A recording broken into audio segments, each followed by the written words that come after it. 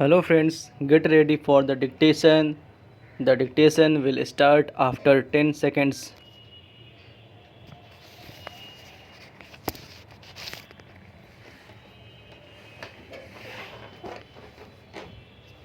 Start. Sir, now take the case of oil seeds.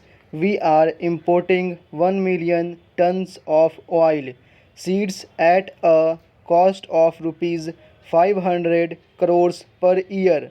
What was PL 480?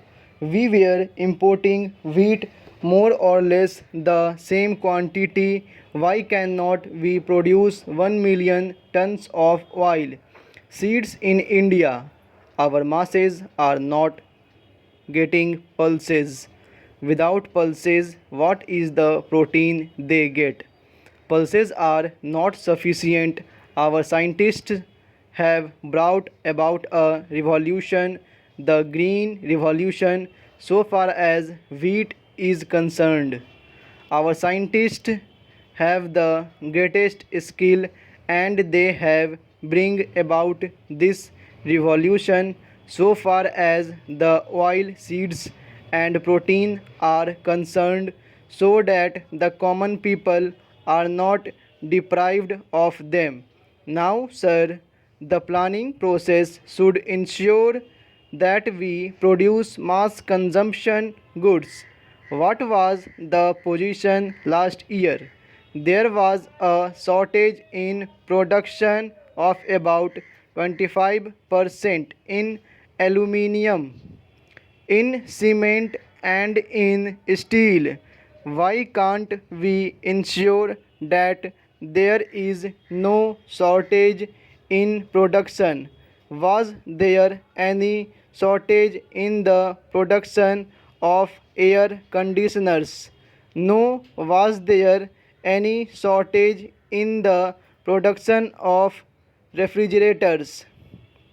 No. Was there any shortage in the production of cigarettes? No. In beer? No. In polyester? No. No shortfall in the production of the luxurious goods, goods which the affluent people could buy in spite of the problems in the power sector, in the coal sector, and in the elitist sector, and the elitist and the affluent industries could not prosper in spite of all these things. There was a shortage in aluminium, steel, and cement. Why was there a shortage of about 15% in the production of nitrogenous fertilizers? Why was there a 50% shortage in the production of the petroleum products? All these have to be rectified. Para change. Plan is not or should not be a mere statement of intentions, and plan is not just that document saying that so much aluminium should be produced this year, so much of cement should be produced this year, and so on. There must be some machinery and some mechanism to see that these national objectives are fulfilled. Where are those detailed programs?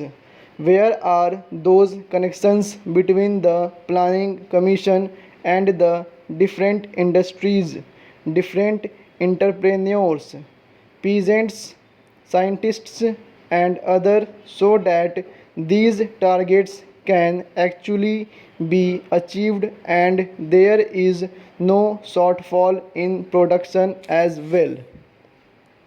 Now, so far as agriculture production is concerned, agricultural production cannot pick up without proper land reforms. Unfortunately, According to the Economic Survey of this year, land reforms have been neglected, but the Economic Survey of 1985 to 1986 said that land reforms were very essential for rural reconstruction. I hope that the planning minister will pay adequate attention to the question of land reforms. So far as land reforms and agricultural production are concerned, in agricultural production, in spite of our difficulties, we are ahead of China.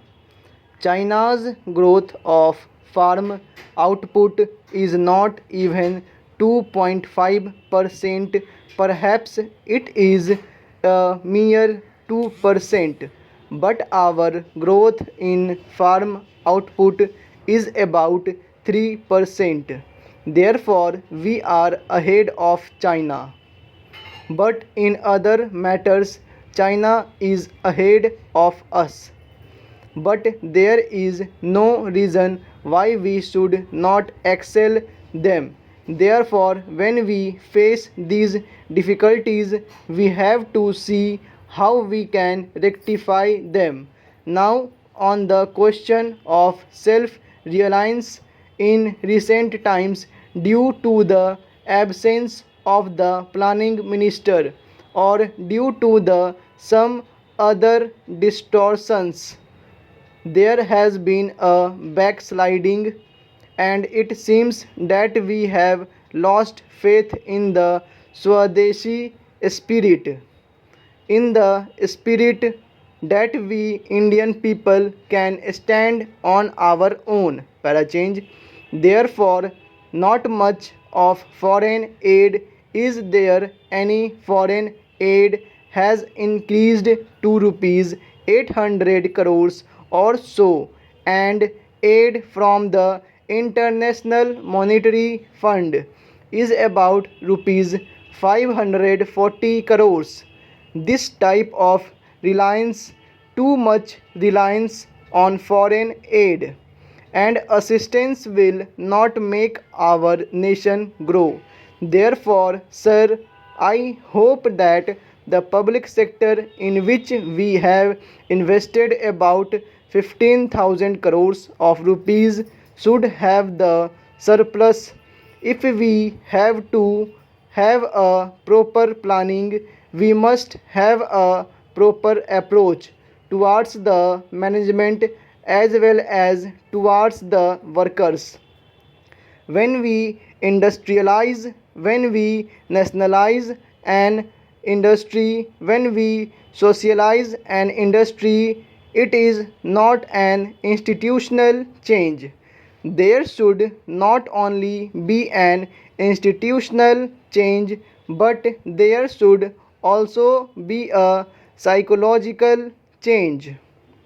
You cannot have planning without the planning ethos, the planning psychology, the spirit of hard work, the spirit of discipline, the sense of dedication to the nation, and a sense of and passion for justice.